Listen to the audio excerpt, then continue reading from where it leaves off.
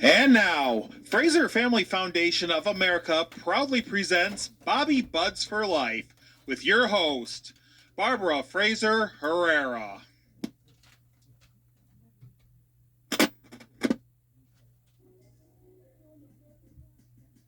Hola, hola, ¿cómo está? Gracias para vivir.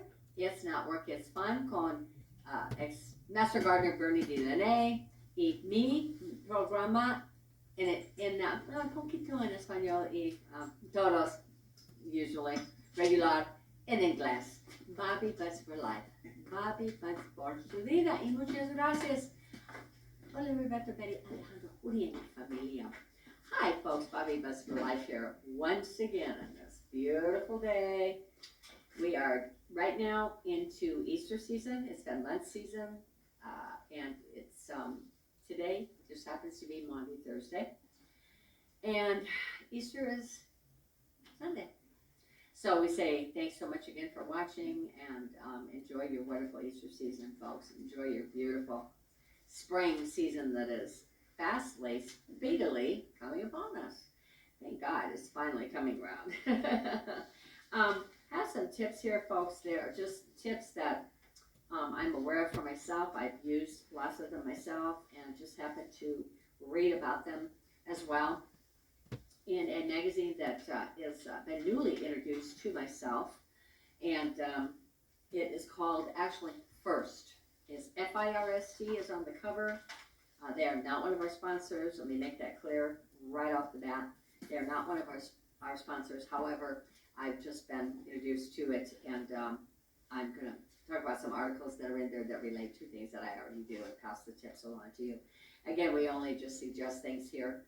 We hear about things. We do research on them. We, meaning myself and Master Gardener as well, do research upon them or not, possibly use them for ourselves and see how they work or not, and then report them to you or not. The choice is always yours. Only suggestions here, folks. But they're good ones. Okay, and also want to give a big, huge shout out to The Voice, Mr. Zach. And he knows who he is. And he's got a terrific voice, does a terrific job for us. Brand new addition, wonderful addition to our beautiful crew that we already have presently. And thank you to our cameraman Andy and everybody else that's done so much input for us. Okay, thanks. Anyway, getting back to the magazine again, they're not sponsors of ours. It is called First on the cover. It's spelled out FIRST for women. Okay, that's where I got these articles. Reference to them. All right. Just things that folks, we're coming out of winter, long winter season, of course, and into spring, summer. Okay. Eventually summer will be upon us. We've had some really, really nice warm days, but then also they've been coupled with some colder days. So winter's trying to hang around, but it's kind of slowly easing out, and we're glad for that. So anyway, like all the seasons though. So the things that came to my attention, pardon me, are things that we do not only for ourselves at home. Again, things I talk a lot in my shows about doubles, things that we have in our homes, in our kitchens, even bathrooms sometimes, etc. And things that we use not only there to cook with, to eat, that we consume on the inside of our body, and then also on the outside. Okay, and I just have a few tips here that are regarding one of our number one things that myself and Master Gardener always refer to is aloe vera, the plant. Okay, you all know that we've been big, we participate in making of tea from the aloe vera plant, as well as eating actually little bits of the aloe vera plant itself, while consuming them in salads, in foods, with food. Okay. And the benefits of that, of the making of the tea, as well as eating the plant with our foods. Okay. Now, the first thing that I can really, relate to is the fact of, as everybody, particularly when you live in a winter culture where they have climate, they have the winter season, which is snow and ice, freezing temperatures, all of that goes along with winter, quote unquote. And last program I did refer to SAD, which is seasonal allergy. I'm sorry, seasonal affective disorder. That's what those are the letters that stand for those words that they actually diagnose in doctors' offices sometimes with some people, and they think it's not only things that weigh on us for being in the winter. Sometimes you got to stay inside instead of going outside. They refer to it a lot of times as the winter blues. I did talk about that somewhat last program. However, it also has a lot to do with the foods that we eat and the things that we can do right there in our house, in our home, in our kitchen, the foods that we cook and that we eat, consume. And, we don't really have to go to a doctor unless you want to go to a doctor. You're on a doctor's regime. Fine, no problem. We believe in doctors as well, of course. Chiropractors too. We grew up with them as well. So anyway, again, it's always your choice. So just the things that aloe vera do, we're just finding out more and more and more and more about this. It's unbelievable, all the things that they do. Now, we've also talked about, pardon me, not only making the tea. The tea does lots of things, folks. When you just take off the aloe vera plant, take a little leaf, maybe depending on, you don't need really a lot of the leaf to make this tea, again, and you just take maybe an inch of a leaf, pardon me, inch long, and cut the little, what they're called, barbs. They are literally called barbs. They're like the little, I don't know of any other word to call them except for thorns possibly, but they protect the outside of each aloe vera leaf. And they are a little tiny bit sticky, but not bad. They're not thorn-like. They just may stick you just a little bit. So what you do when you cut the aloe vera leaf off to make the tea, again, you just wash it off. And I also learned, I used to wash it with soap and water. I just use warm water now because I was told, actually by Nestor Gardner, good source, great source, that it will, like a lot of the vegetables that we, if we get raw vegetables from the produce department, you wash them off. If you brush them with a brush, that's one thing, but using soap on it gets rid of some of those nutrients and minerals, etc. So it's goes the same for the aloe vera plant. So you just use warm water, or I suggest that. So then you've cut the little barbs off, you wash it with warm water, you get yourself a pan of water, and you just depending on, some people say if you've never done it before, again, just use your own imagination, use your own choice. If you want a little bit to start out with, use a smaller pan, or medium or large, depends on you, whatever you want to do, however much you want to make what you want to use it for. Okay. A lot of times you can use the aloe vera tea for the water to make juices. Frozen juices, that's one suggestion. Another one is, and this is a new one to me, but you can also use that when making pasta or making soups. Make yourself a whole bunch of aloe vera tea, and then use that in the place of the water for the soups and the pasta, etc. It's really, it would make a difference in your diet, in your health, okay?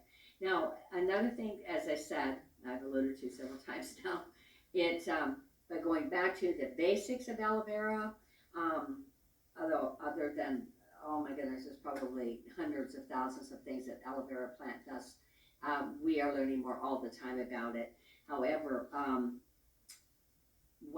couple of the main things that I can preface upon is the fact that it not only cleans toxins out of our bodies, folks, they go out.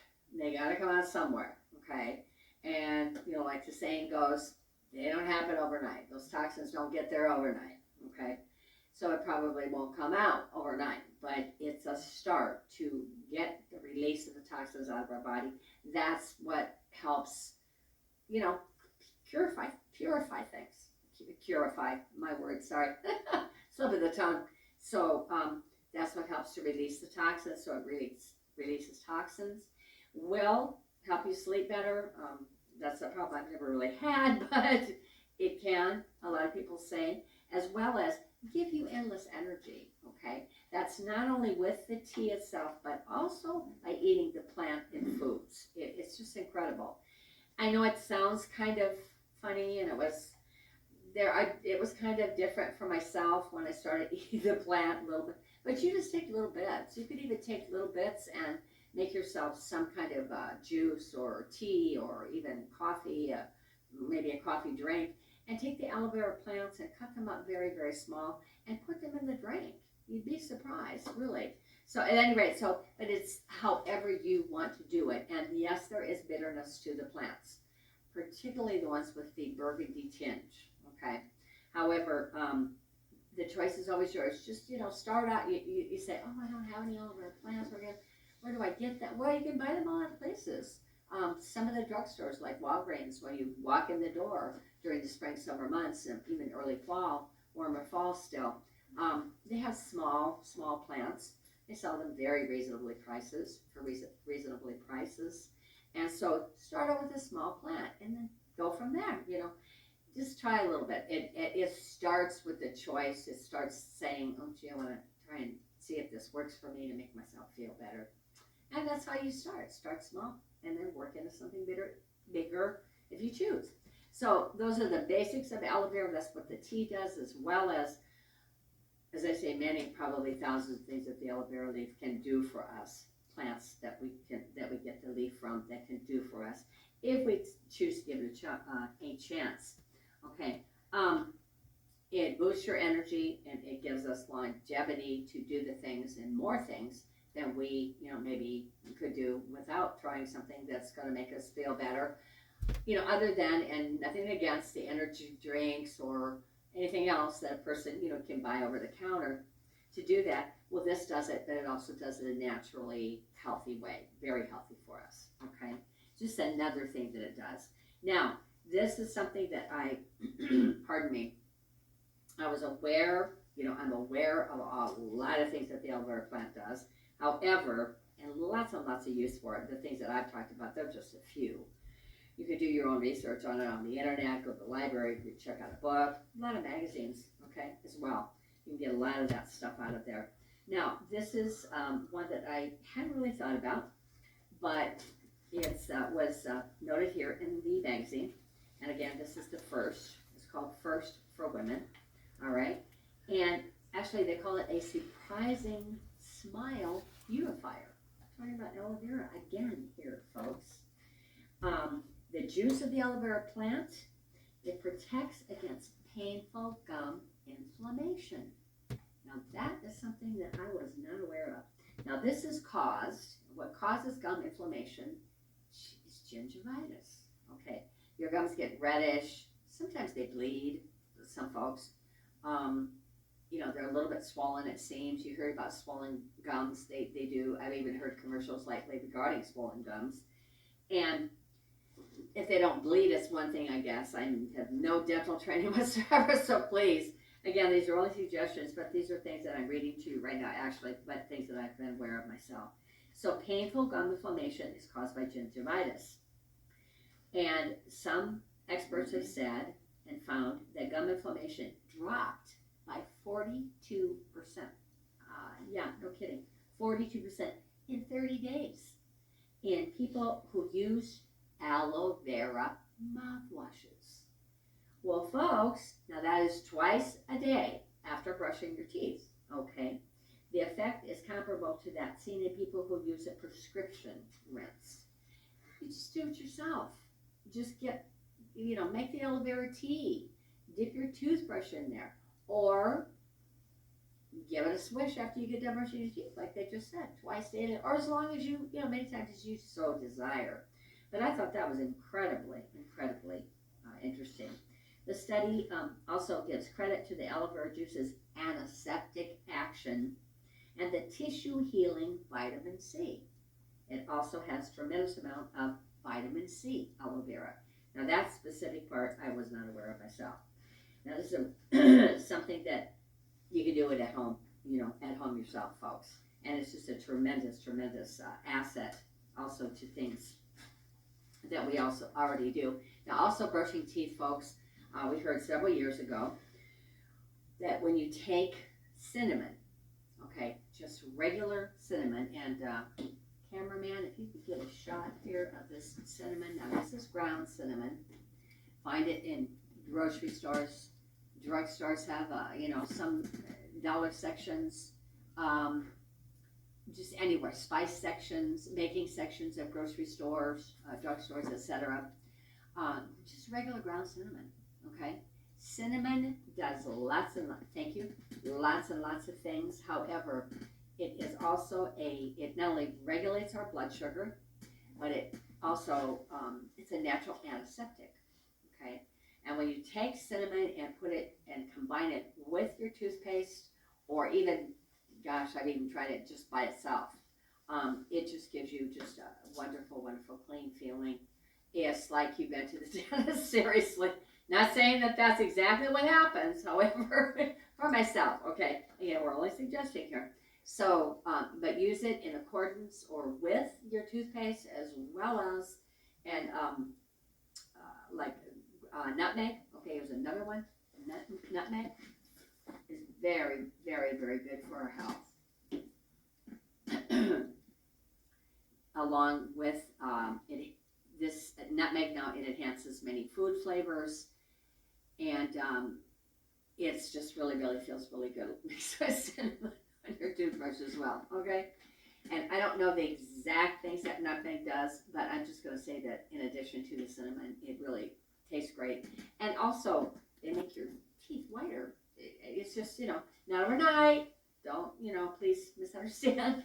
It's not overnight. However, it does help to do that as well, if you so choose to do it. Okay, now, there's so many things, as I said, that we know about that aloe vera does, but we also have, I could go on, and we talk about aloe vera all of the time. But another thing that I wanted to mention, folks, are things that, regarding stomach, upset stomachs, acid stomachs, too much acid in our diet, too much spice, that can affect us sometimes, okay? There's a lot of things that you could take for that over the counter as well, of course. Again, so it's your choice. The things that I know about, I've not only used and work for myself regarding that. If I get a little bit of an upset stomach or something after eating too much spice, maybe too much candy, like over the holidays, you get a lot of candy, a lot of sweets, etc. Sometimes that would do that to me. And in the past, what I learned was, number one, very, very easy, very simple, tea. It's called tannin, Tannin, in tea, and it's just regular tea. It's tea bag tea to make your own tea with tea bags. Just put them in boiling water, make your own cup of tea, as well as instant tea. And it's just phenomenal, absolutely phenomenal. And it works pretty fast, actually. Now, it worked really fast for me to aid in like upset stomach, too much spice, etc. If I had eaten that and were experiencing effects from too much spice, etc. I would drink the iced tea, and boy, just like that, pretty much for myself. Now, everybody's different. Maybe it won't be that way for you, and maybe you have to like start out slow, like we suggest for a lot of things, and then do it over time. But the whole thing is to be consistent, right? Just give it a try. It doesn't hurt to try. These things, they're not going to hurt you, all right? So, at any rate, so there's a lot of things that we can do for, pardon me, our bodies regarding weight loss and weight maintenance, and aloe vera, again, is one of them, okay? It seems to just help us balance and get a good feel, quote unquote, if you will, for a good nutritional balanced diet. The aloe vera does, eating the plant and drinking the tea as well, okay? But there's also some other things that we can, do to help alleviate the symptoms of the things like sour stomach, too much acid, etc. Okay, and what they do, and I am getting this out of now this much I didn't know, so I had to add this to what I already know, which from the magazine, which is prebiotics. Now they're always talking about prebiotics. A lot of medicines you take, they say in between the medicine that you are prescribed to take for such certain ailments and whatever it might be, they tell you at the doctor. As Master Gardner alluded to, in her program, we've had a lot of emergencies where we've had to actually take someone to the emergency quite often over these last like 6 months or so, I would say. And they even tell you now in the healthcare professionals, the people working there, that prebiotics, yes, I want to make sure I'm saying it right. Prebiotics are things that you take in between the medicine to balance it out, because there's good bacteria and bad bacteria in our bodies, folks, okay? That's another thing that I personally learned. Okay, and prebiotics act as a fertilizer, okay, for beneficial gut microbes. This would be the good bacteria. And some of the foods that do that, folks, pardon me, are asparagus. Asparagus. Never liked it as a kid, but boy, I like it now. Creamed, fresh. Oh, it's really great. With a dip, oh, it's good. And anyway, asparagus, apples, berries. Doesn't specify what berries, but it just says berries, tomatoes, and mushrooms, okay, into our daily diets. All right. Those are just things that you can buy them at the grocery store, you know. Now, like even some of the dollar stores have parts of their store where they have a little bit of produce. You might be able to even to find some there. I'm not sure. Depends on the chain of the dollar stores. And when the good bacteria in the large intestine gets the prebiotics into our bodies, the process creates butyric acid. That is what we need, which prevents harmful bacteria from colonizing, and that wards off gas, bloating, and stomach cramps. Very interesting. I thought that was really, really interesting. Okay, now, actually, I'm coming down to the wire here, folks.